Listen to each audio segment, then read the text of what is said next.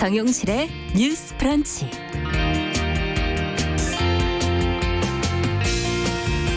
안녕하십니까, 정용실입니다. 정은경 질병관리청장이 타임지가 선정을 한 올해 가장 영향력 있는 100인 중에 한 명으로 선정이 됐다고 하죠. 정은경 청장은 여성 리더로서 코로나19 대응을 침착하게 이끌어왔습니다. 타임지로부터 소개글을 요청받은 문재인 대통령은 정 청장이 개방성, 투명성, 민주성의 원칙을 가지고 방역의 최전방에서 진솔하게 소통을 했다, 이렇게 평가를 했는데요.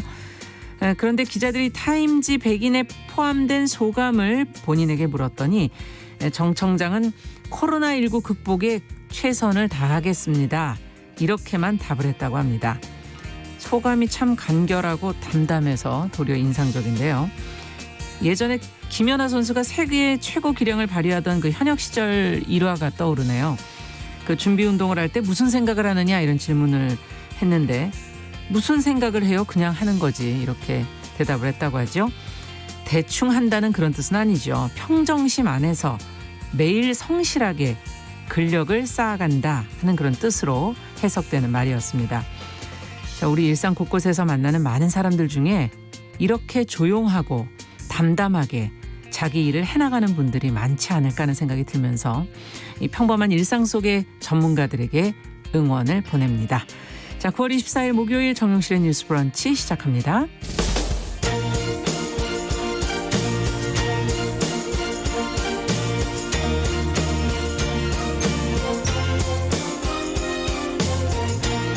여성의 감수성으로 세상을 봅니다. KBS 1라디오 정용실의 뉴스 브런치. 여러분의 의견을 기다립니다. 문자는 샵 9730으로 보내주세요. 짧은 문자 50원, 긴 문자 100원이 부과됩니다. KBS 모바일 콩, 유튜브를 통해서도 무료로 참여하실 수 있습니다.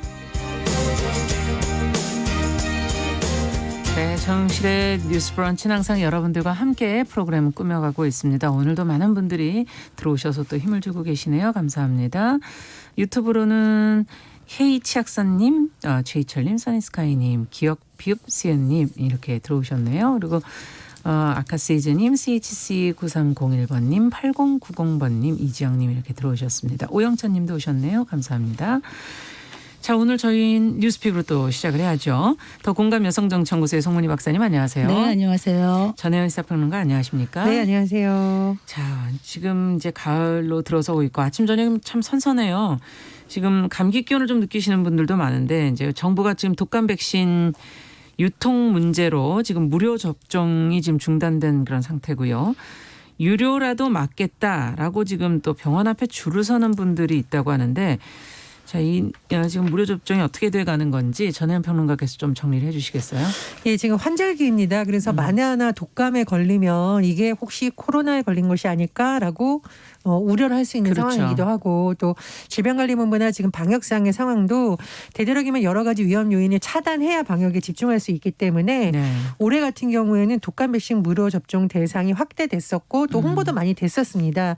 대상이 생후 6개월에서 만 18세 아동, 임신부, 만 62세 이상 고령층을 포함해서 1,900만 명이고요. 네. 이미 접종을 맞은 어린이들도 있죠. 특히 이제 지난 8일부터 2회 접종이 필요한 생후 6개월에서 만 9세 미만 어린이들은 백신 접종을 하는 기간이었습니다.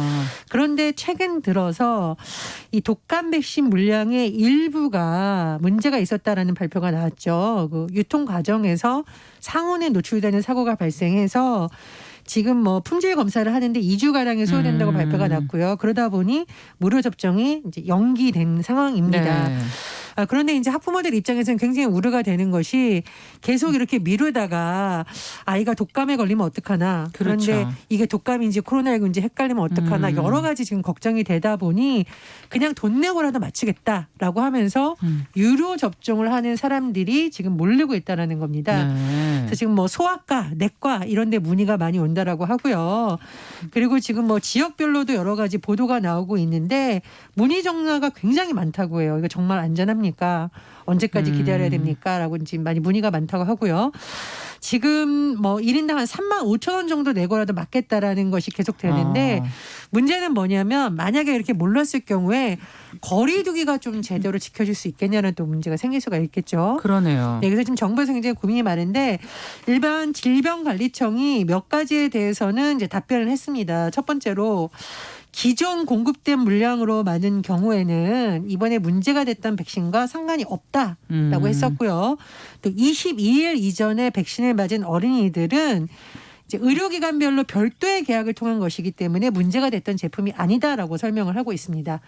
그리고 질병관리청 같은 경우에는 지금 여러 가지 이제 일정 차질을 최소화한다는 방침인데 특히 62세 이상 어르신 접종은 일정대로 10월 13일부터 진행되도록 최대한 노력하겠다라는 입장입니다. 어쨌든 지금 뭐 워낙 중요한 시기 때문에 국민들의 관심이 많이 쏠리고 있는데요.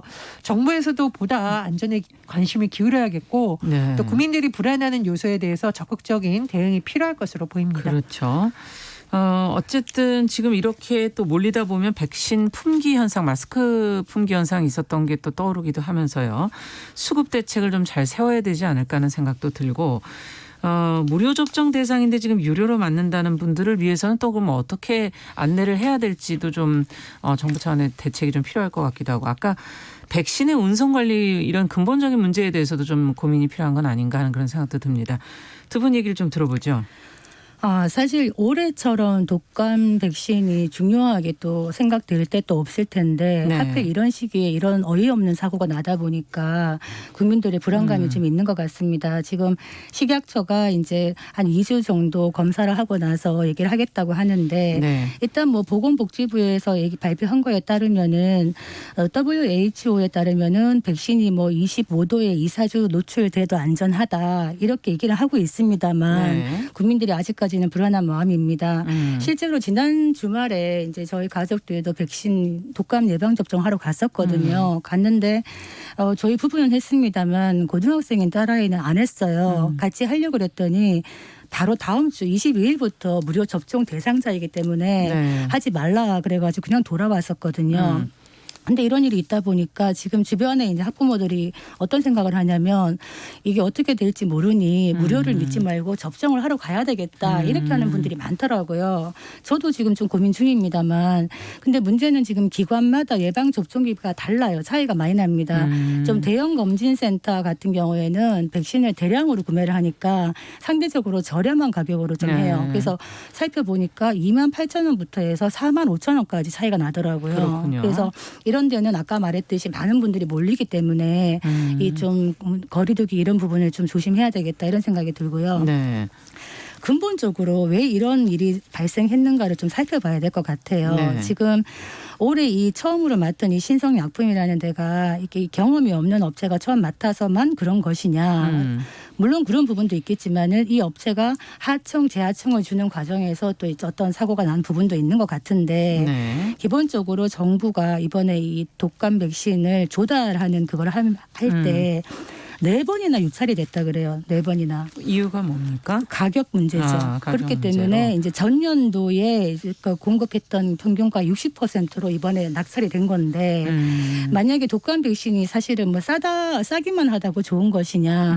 국민들 입장에서는 안전한 것이 우선이다. 그렇죠. 만약에 이제 조금 입찰 가격이 낮다 보면은 여러 가지 또 이제 거기에 맞춰야 되는 문제도 생기고 이번 같은 경우에는 촉박하게 이제 계속 유찰이 되고 입찰을 하다 보니까 계약이 되고 나흘 만에 공급을 마쳐야 되는 상황이었다 그래요. 그렇다면 이런 부분도 사실은 촉박한 일정도 좀 문제가 되지 않았나 싶고 그동안 이제 어떤 이런 의약품을 유통하는 과정에서 콜드체인 시스템이라고 하는 이런 시스템이 제대로 작동하지 않은 부분들이 있어 왔다는 겁니다. 그렇다면 이런 부분은 사실 관리 감독하는 감독 관청의 책임도 있는 것이거든요. 네. 그래서 이런 부분에서 이번에 좀 들여다봐야 된다. 특히 독감 백신 같은 경우에는 아까 말했듯이 싸기만 한 것이 중요한 가격만이 중요한 것이 아니라 좀 민감 품목이기 때문에 품질이나 관리를 제대로 역량을 가지고 할 수 있는 업체가 있느냐 이런 업체에 좀 가산점을 준다든지 이런 식의 좀 시스템 보완이 필요하지 않겠나 이런 부분이 아마 국정감사에서 좀 들여다봐야 될 것 같습니다. 조달 부분에서 네. 문제를 말씀해 주셨어요. 또 어떻게 보십니까?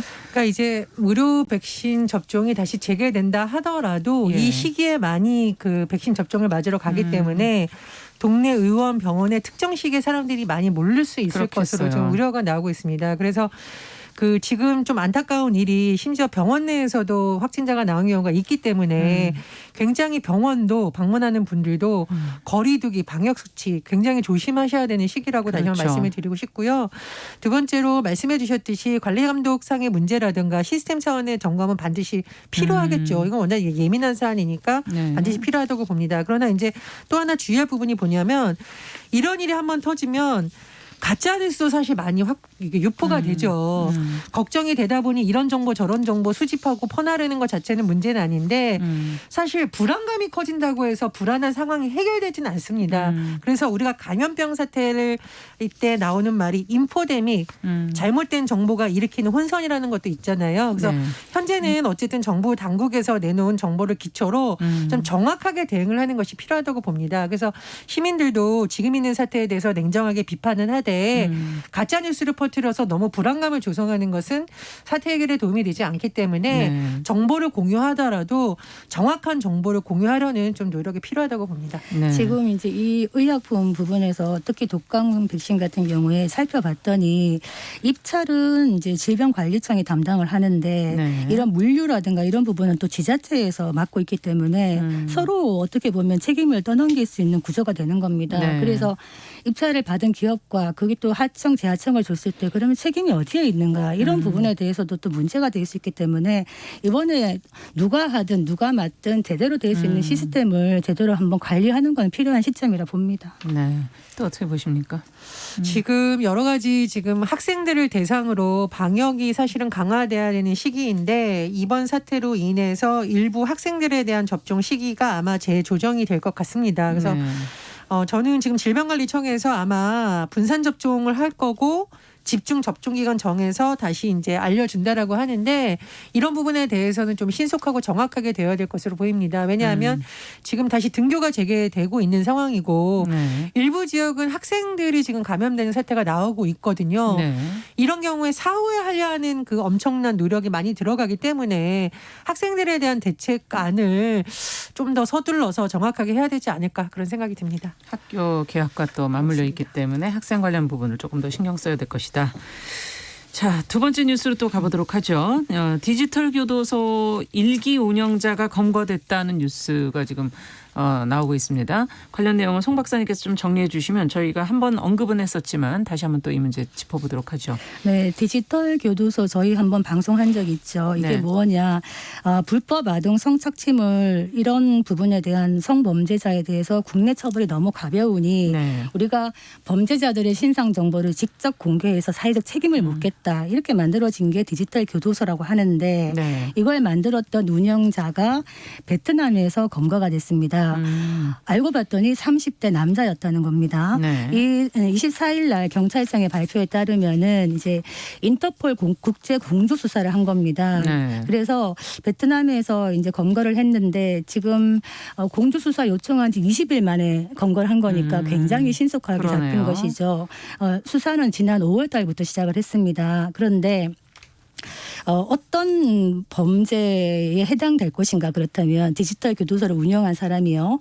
어떤 범죄에 해당될 것 같습니까? 실제로 일단 사적 보복을 한 거 아닙니까? 사적 보복 자체만으로 이제 이게 법이 해당이 되는 법이 없나요? 되는 건 아닌데 네. 어떤 거냐면은 사실 그 성범죄자 알림 2라는 거를 여성가족부에서 운영을 하고 있거든요. 예. 이게 아동 청소년 성범죄자 신상 정보 열람 사이트예요. 예. 근데 이거를 거기에 있는 정보를 이 사람이 디지털 교도소에다가 이렇게 게시를 하는 것이 어디에 해당이 되느냐면 아청법 위반이 됩니다. 아. 왜냐하면은 이 해당 그 정보가 이 여성가족부 사이트에서만 열람이 가능하지 이거를 외부로 개인이. 가져와서 따라서 공개하는 것이 불법이기 때문입니다. 그리고 또한 어떤 문제들이 있었냐면 정보통신망법상 사실 및 허위 사실 적시로 인한 명예훼손에도 걸릴 수가 있습니다. 그러네요. 실제로 왜 문제가 되었냐면 그 이름만 같은 격투기 선수 출신을 갖다가 밀양 여중생 집단 성폭행 사건의 공범이다 이렇게 해가지고 신상 정보를 공개를 했는데 이 이제 김 씨가 항의를 하니까 제보 검증 단계에서 확실한 확인이 없이 했으니까 하면서 삭제를 했어요. 이미 이 사람은 엄청난 피해를 입은 입었는데. 상황이죠. 그리고 또 얼마 전에 지인 능력을 이유로 이제 또 게시를 해서 거기에 어떤 대학생이 극단적인 선택을 맞습니다. 한 경우가 있었죠.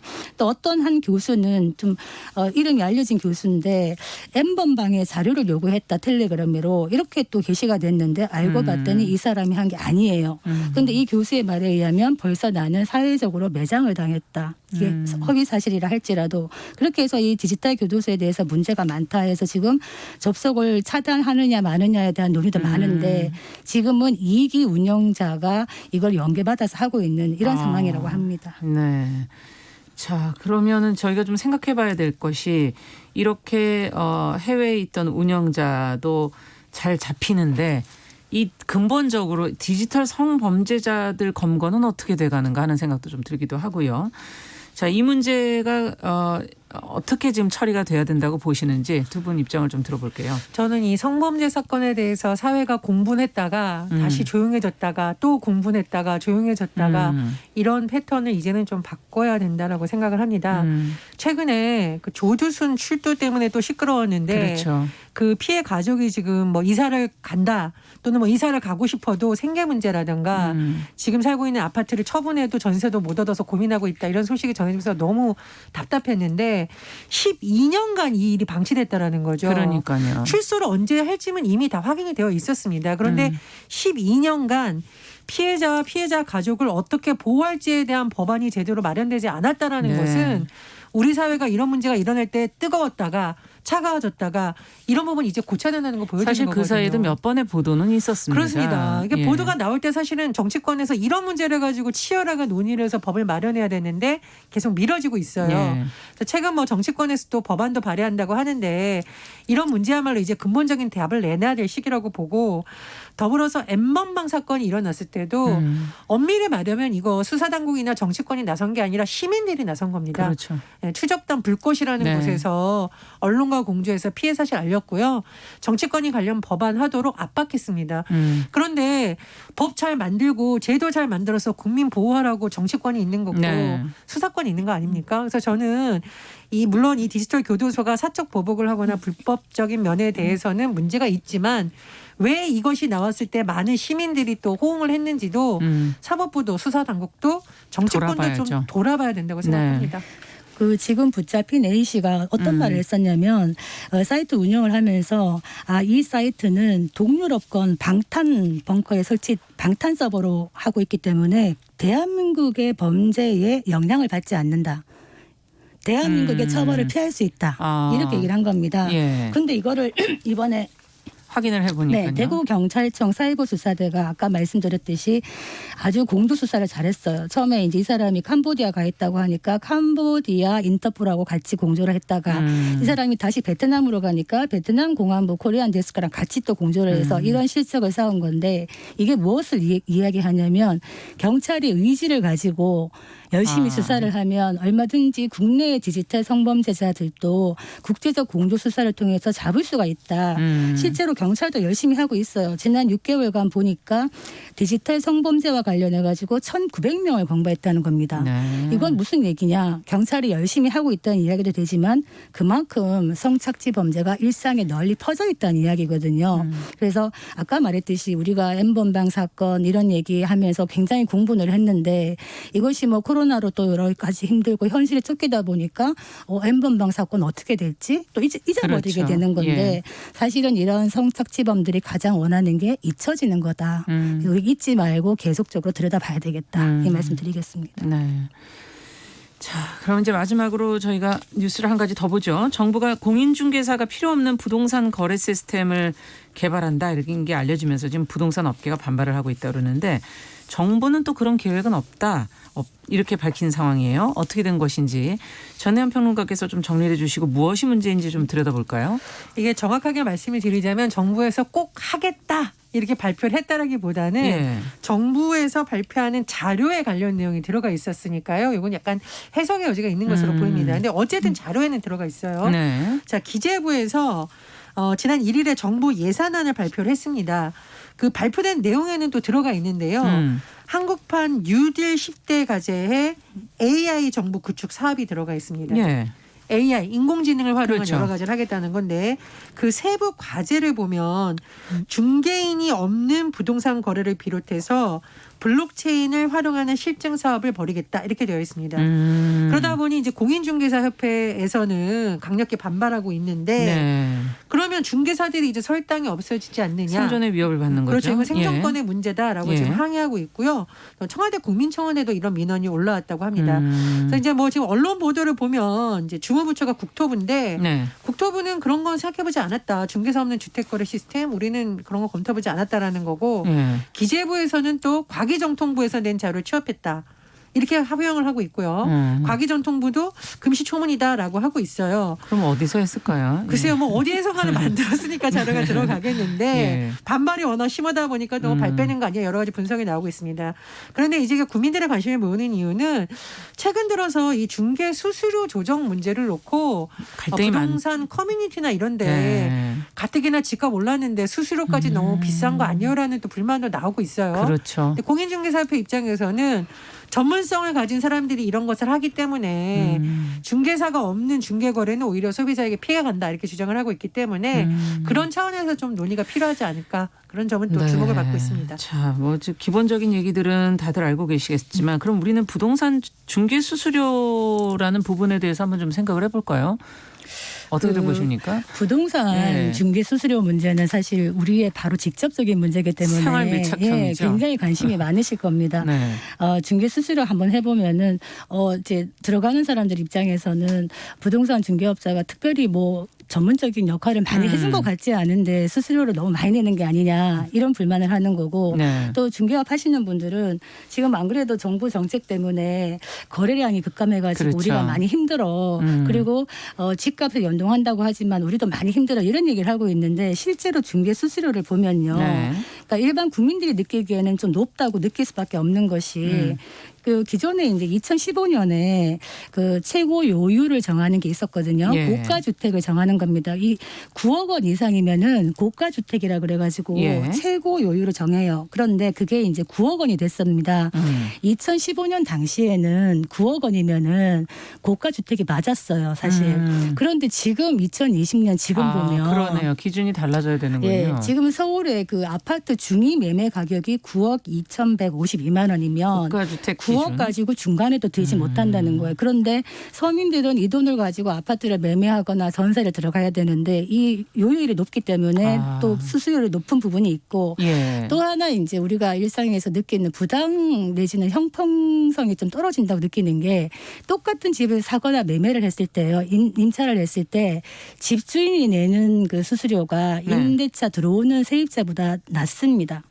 그런가요? 예, 네. 왜 그러냐면은 매매가 만약에 6억에서 9억 원 상간에 보면은 매매의 경우에 0.5%예요. 네. 그러면 임대차 계약이면 세입자가 내는 돈은 0.8%입니다. 0.3% 차이가 나죠. 그래서 네. 집주인보다 들어오는 사람이 더 많이 돈을 내게 되어 있어요. 물론 협의라고는 되어 있습니다만 임대차 부분은 실제로 이제 부동산 중개업자가 달라는 대로 줄 수밖에 없거든요. 그렇죠. 그래서 또 세입자는 어떤 면이 있느냐?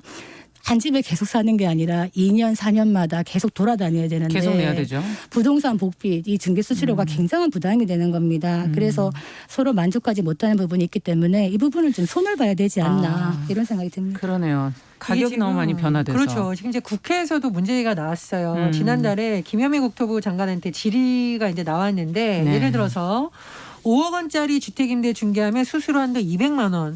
근데 이제 1억 원 차이로 6억 원은 480만 원이라고 하는데 이게 적합한 기준이냐라는 질문이 나오니까 김현미 장관이 중개 수수료에 대한 문제가 많아서 고민해보겠다라고 하는데 뭐 뾰족하게 어떻게 하겠다라고 이제 답을 못한 상황이죠. 왜냐하면은 말씀드렸듯이 여러 가지 이해관계가 얽혀 있는 그렇죠. 문제입니다.